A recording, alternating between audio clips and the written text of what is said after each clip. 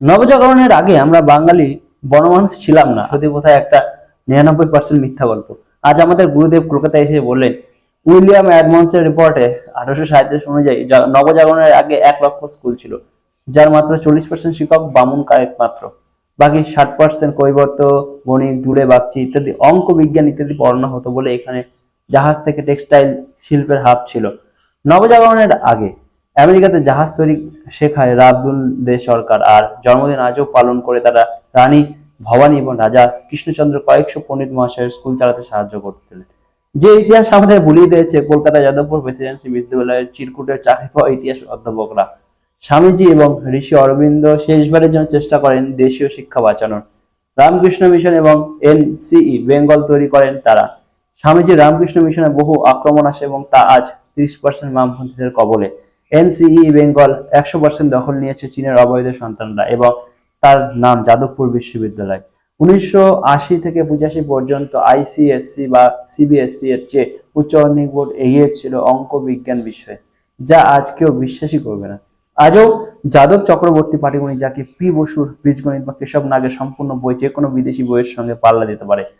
কোটায় আজ আইআইটি পরীক্ষায় রসায়ন এবং গণিত বিষয়ে বাঙালিদের লেখা কিছু বই শ্রেষ্ঠত্বের দাবি রাখে, কিন্তু কলকাতা, শিলিগুড়ি, বর্ধমান, চন্দননগর, খড়গপুর, বাংলার শিক্ষা ব্যবস্থা ফিরিয়ে আনতে হবে। গবেষণা না করলে পিছিয়ে যাব আমরা।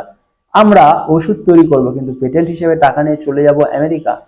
ফেসবুক, ইউটিউব, গুগল, মাইক্রোসফট আজ আমাদের প্রতিটি কাজের উপর অর্থ উপার্জন করছে। আমাদের ট্যাক্সিওয়ালা ট্যাক্সি চালাচ্ছে, কিন্তু কমিশন পাচ্ছে গুগল, উবার। আমাদের ডেলিভারি বয় বাড়িতে তন্দুরি চিকেন দিয়ে যাচ্ছে, কিন্তু কমিশন পাচ্ছে গুগল, মাইক্রোসফট, ইন্টেল, সবাই একটু একটু করে। কারণ আমরা উচ্চশিক্ষা এবং গবেষণায় সঠিক সময় মন দিইনি। তার জন্য আমাদের কমিশন দিতে হয় বিদেশকে, অথচ এই মেধা বাংলায় আছে। আসুন বাংলা গড়ে তুলি, সেরা শিক্ষক নিয়োগ করি। যে কংগ্রেস, তৃণমূল, সিপিএম বা বিজেপি যাই হোক, ব্রাহ্মণ, কায়ক, বণিক যাই হোক, কৌটিল্যর অর্থশাস্ত্র অন্যতম সেরা ব্যাখ্যা দিয়েছেন পণ্ডিত ডক্টর রাধা গোবিন্দ বসাক। উনি কোনো ব্রাহ্মণ বা কায়ত নন। বসাক এবং অন্যান্য বস্ত্র ব্যবসায়ীরা ছিলেন আধা কলকাতার মালিক। আজ তারা ব্যবসা ছেড়ে যাদবপুরে ইলেকট্রিক্যাল ইঞ্জিনিয়ার পড়ান। একজন প্রাক্তন এইচওডি ছিলেন এই বড় বস্ত্র কারখানা ব্যবসায়ী পরিবারের, আর ব্যবসা ধরে নিয়েছে দুধেলরা। আপনি প্রাইভেট টিউটর নিয়োগ করার সময় জিজ্ঞেস করেন, মাস্টারমশাই কোন দল করেন? তাহলে কেন সরকারি শিক্ষক নিয়োগের সময় দলের ছাপ দেখব? বাংলা এক সময় পৃথিবীর 15% জিডিপির মালিক ছিল শুধুমাত্র শিক্ষায়। কাল আমাদের গৌরবের কথা বলেছেন ডক্টর সুধাংশু ত্রিবেদী, যা আমাদের বামপন্থী ঐতিহাসিকরা বলেননি আমাদের। আসুন ফিরিয়ে আনি সেই গৌরবের দিন আরো একবার।